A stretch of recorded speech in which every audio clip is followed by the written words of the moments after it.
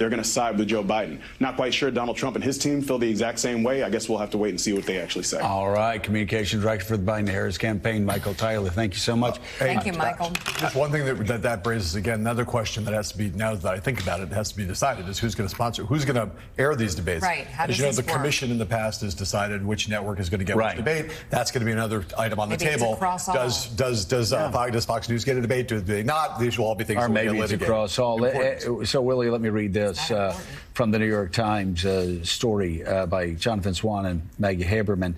The Biden campaign has proposed rules including, I love this, automatic cutting off of microphones to ensure Mr. Trump does not blow through his time limits and talk over Biden as he did relentlessly during their first debate in 2020. Quote, there should be time limits for answers and alternate turns to speak so that the time is evenly divided and we have an exchange of views, not a spectacle of mutual interruption.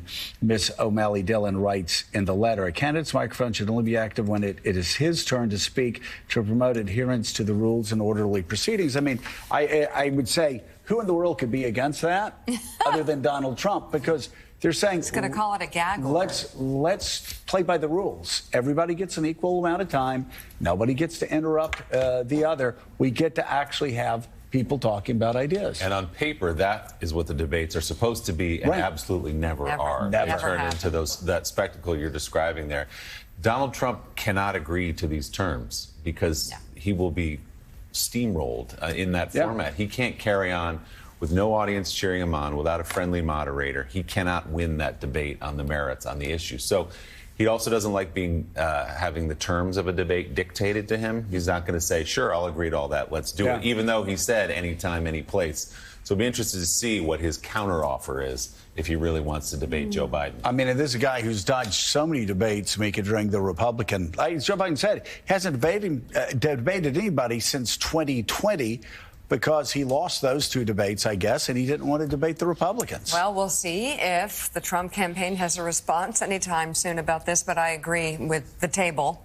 I don't think he's going to let this happen to himself because it's too scary for him. It's too fair. It's actually a debate. It's actually fair. He can't win that, but he could loudmouth his way through a situation. He's never done that before. No, except for every morning and every afternoon when he comes in and out of court.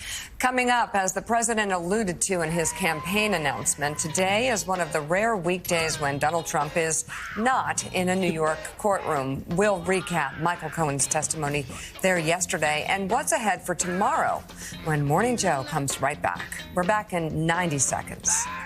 Donald Trump lost two debates to me in 2020. And since then, he hadn't shown up for debate. Now he's acting like he wants to debate me again. Well, make my day, pal. I'll even do it twice. So let's pick the dates, Donald. I hear you're free on Wednesdays.